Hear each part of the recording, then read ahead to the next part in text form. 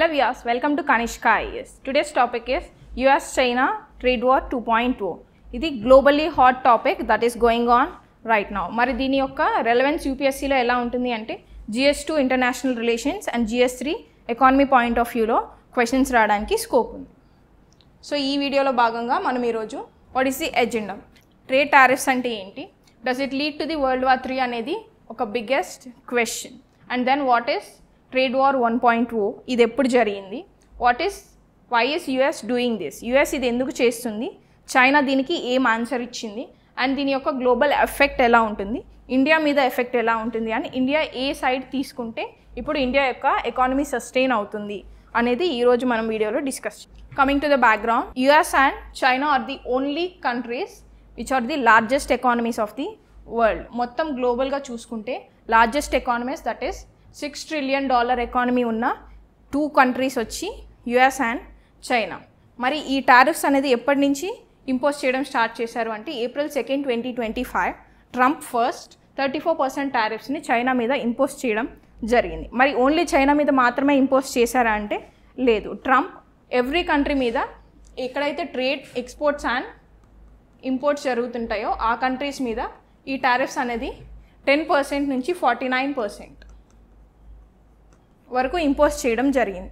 Every country కామ్గా ఉన్నా కూడా చైనా కౌంటర్ అటాక్గా అగైన్ యుఎస్ మీద రిటర్న్ టారిఫ్స్ ఇంపోజ్ చేయడం జరిగింది. దట్ ఈస్ వై ఈ ట్రేడ్ వార్ అనేది స్టార్ట్ అయింది, right.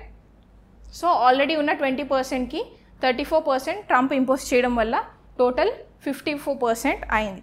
Again on April 4th China in return కౌంటర్గా సేమ్ 34%ని యుఎస్ మీద ఇంపోజ్ చేయడం జరిగింది. April 9th, 2025 Trump again on Chinese goods 50% అనేది ఇంపోజ్ చేశారు. So the total tariff now became 104%. Again the same value 50%ని చైనా కూడా యుఎస్ గుడ్స్ మీద ఇంపోజ్ చేసి టోటల్ 84%కి తీసుకురావడం జరిగింది.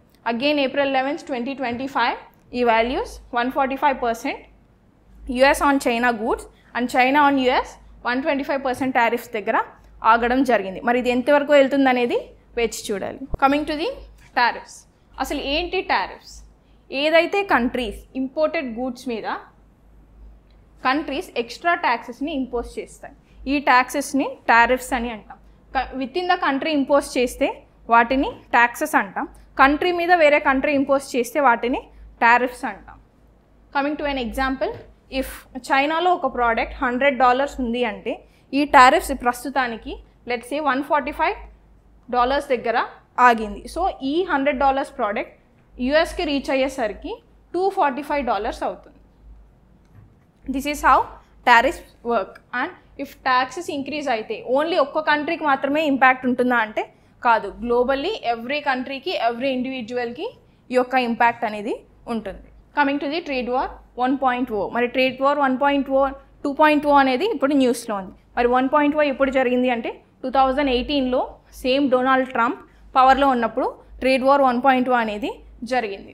ఫ్రమ్ దెన్ అప్పుడే చైనా డిసైడ్ అయింది దట్ డిపెండెన్సీ అనేది యుఎస్ ఇంపోర్ట్స్ మీద రెడ్యూస్ చేసుకోవాలి అని. అప్పటి నుంచి it started making agreements with Asian countries, European Union, African నేషన్స్తో ట్రేడ్ అనేది బూస్ట్ చేసుకోవడం జరిగింది. అలాగే అప్పట్లో 25% ఉన్న ఎక్స్పోర్ట్స్ ఇప్పుడు 15%కి రెడ్యూస్ చేసుకోవడం జరిగింది. This is China's intelligence. Coming to the world war 3, ఇప్పుడున్న టాపిక్ ఏంటి అంటే మరి ఈ యొక్క కాన్ఫ్లిక్ట్ వరల్డ్ వార్ 3కి దారి తీస్తుందా అనేది ఒక క్వశ్చన్. ఎందుకు అంటే ఇవి 2 కంట్రీస్ వరల్డ్లోనే లార్జెస్ట్ ఎకానమీస్, మరి ఇవి రెండు సైడ్స్ అయితే వరల్డ్ వార్ 3కి దారి తీస్తుంది అనేది ఒక క్వశ్చన్. మరి దారి తీస్తుందా అంటే డెఫినెట్లీ నాట్. ఎందుకు? బికాస్ ఇప్పుడున్న అడ్వాన్స్డ్ టెక్నాలజీతో న్యూక్లియర్ వెపన్స్ డెవలప్ అయి అన్ని కంట్రీస్ హోల్డ్ చేస్తున్న టైంలో వరల్డ్ వార్ 3 కనుక జరిగితే డెఫినెట్లీ ఏవైతే కంట్రీస్ పార్టిసిపేట్ చేస్తాయో ఇవి రెండింటి తరపున ఆ కంట్రీస్ కంప్లీట్గా మ్యాప్లోనే లేకుండా ఎరేజ్ అయిపోవడం జరుగుతుంది. So there will be no chance of world war 3. But దేనికి ఛాన్స్ ఉంటుంది అంటే ఇలానే proxy wars and cold wars అనేటివి జరుగుతూ ఉండడం జరుగుతుంది. ఎందుకు అంటే ఈచ్ అదర్ ఎకానమీస్ ఏవైతే ఉన్నాయో వాటిని డిస్ట్రక్ట్ చేసుకోవడానికి ఈ యొక్క టారిఫ్స్ అండ్ టాక్టిక్స్ అనేటివి ఫాలో అవుతూ ఉండడం జరుగుతుంది. మరి యుఎస్ ఎందుకు ఇలా చేస్తుంది, ట్రంప్ ఎందుకు ఈ టారిఫ్స్ ఇంపోజ్ చేస్తున్నారు అంటే ట్రంప్ యొక్క ఎలక్షన్ ఎజెండా ప్రకారం ఎలక్షన్ క్యాంపెయిన్లోనే ట్రంప్ చెప్పడం జరిగింది దట్ అమెరికా అనేది ఫస్ట్ ప్రయారిటీగా ఇవ్వడం జరుగుతుంది. మరి దానిలో భాగంగా మ్యానుఫ్యాక్చరింగ్ సెక్టార్స్ని యూఎస్కి తిరిగి తీసుకురావడం అతని ఎయిమ్. మరి ఎలా మ్యానుఫ్యాక్చరింగ్ కంపెనీస్ అనేవి యూఎస్కి తిరిగి వస్తాయి ఈ టారిఫ్స్ ఇంపోజ్ చేయడం వల్ల అంటే, ఏవైతే కంపెనీస్ ఓవర్సీస్లో కంపెనీస్ని ఎస్టాబ్లిష్ చేస్తున్నాయో ఈ టారిఫ్స్ ఎక్కువ అవ్వడం వల్ల అక్కడ ఖర్చులు ఎక్కువ అయిపోతుంటాయి, టారిఫ్స్ ట్యాక్సెస్ ఎక్కువ బర్డెన్ ఎక్కువ అయిపోతుంది కాబట్టి ఆ కంపెనీస్ని యూఎస్లోనే ఎస్టాబ్లిష్ చేయడానికి మొగ్గు చూపుతారు. కాబట్టి he will bring back the manufacturing sector to the US. $295 billion trade ఏదైతే డెఫిసిట్ అనేది చైనా వల్ల యూఎస్కి జరిగిందో అది తిరిగి తీసుకురావడం కూడా ఈ టారిఫ్స్ ఇంపోజ్ చేయడానికి ఒక రీజన్. మరి దీన్ని ఎలా సమర్థించుకున్నారు ట్రంప్ అంటే, ఈ టారిఫ్స్ ఇంపోజ్ చేయడం వల్ల పర్ డే $2 బిలియన్ అనేది యూఎస్కి తిరిగి వస్తుంది ఫ్రమ్ చైనా అని చెప్పడం కూడా జరిగింది. Coming to the China's answer. మరి యూఎస్ ఇన్ని టారిఫ్స్ ఇంపోజ్ చేస్తుంటే చైనా ఏమని ఆన్సర్ ఇచ్చింది అని కూడా మనం చూడాలి. ఫస్ట్ థింగ్ ఇస్ ట్రేడ్ మాత్రమే దీనికి రీజన్ కాదు.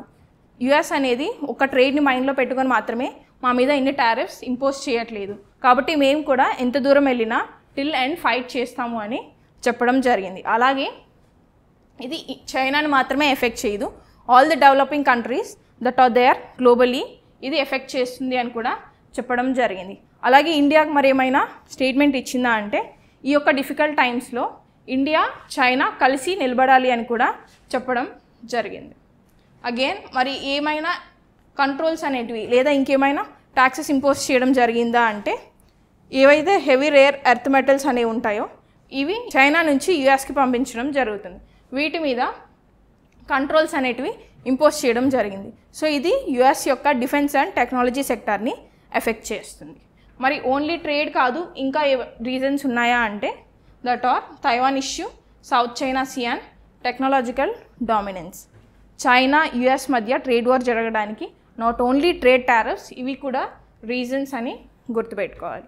Coming to the India side. మరి ఈ కాన్ఫ్లిక్ట్ జరుగుతున్న తరుణంలో ఇండియా సైడ్ అనేది ఏ వైపు ఉండాలి? ఇండియా పాలిటిక్స్ మీద ఫోకస్ చేయడం కంటే, మనకందరికీ తెలుసు ఇండియా చైనా మధ్య పొలిటికల్ వార్ అనేది జరుగుతూనే ఉంటుంది. మరి ఈ టైంలో కూడా పాలిటిక్స్ మీద ఫోకస్ చేసే కంటే ఎకానమీ మీద ఫోకస్ చేస్తేనే ఇండియన్ యొక్క ఎకానమీ అనేది సస్టైన్ అవుతుంది. కాబట్టి పాలిటిక్స్ కంటే పార్ట్నర్షిప్కి ఇంపార్టెన్స్ ఇవ్వాలి అని మనం తెలుసుకోవాలి. అలాగే దేని మీద ఫోకస్ చేయాలి అంటే, the free trade agreements already మనం యూరోపియన్ యూనియన్తోని, యూకే అండ్ జీసీసీతోని సైన్ చేసుకున్నాం. మరి ఈ కాన్ఫ్లిక్ట్స్ ఎక్కడికి దారి తీస్తాయో మనకి తెలియదు, కాబట్టి వీటితోని మనం ట్రేడ్ని బూస్ట్ చేసుకోవడానికి ఫాలో అప్ అవ్వాలి. అలాగే international organisations Quad, BRICS, G20 and Shanghai cooperation ఆర్గనైజేషన్ని యూజ్ చేసుకొని ఈ కాన్ఫ్లిక్ట్ అనేది సప్లై చైన్ ఏదైతే ఉంటుందో, ఇండియన్ ఎకానమీ ఏదైతే ఉంటుందో వీటిని ఎఫెక్ట్ చేయకుండా ఉండేలాగా చూసుకోవాలి. మరి వాట్ ఆర్ ది ఇంపాక్ట్స్? ఈ యొక్క ట్రేడ్ వార్ వల్ల కలుగుతున్న ఇంపాక్ట్స్ ఏంటి అంటే, హై ఇన్ఫ్లేషన్.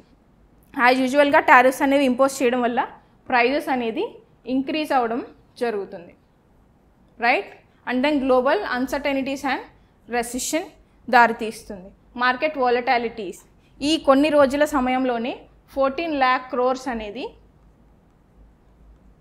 వివిధ దేశాల్లో స్టాక్ మార్కెట్స్ ఏవైతే ఉన్నాయో కొలాప్స్ అయిపోవడం జరిగి 14 lakh crores అనేది లాస్ జరగడం జరిగింది. మరి ఇన్వెస్ట్మెంట్స్ ఎవరైతే చేయాలనుకుంటున్నారో ఇన్వెస్టర్స్కి ఇదొక శాపంగా చెప్పొచ్చు.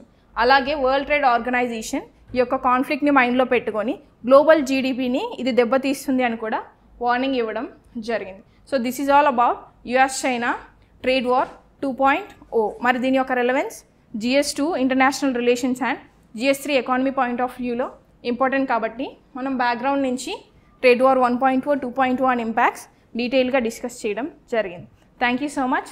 See you all in next video.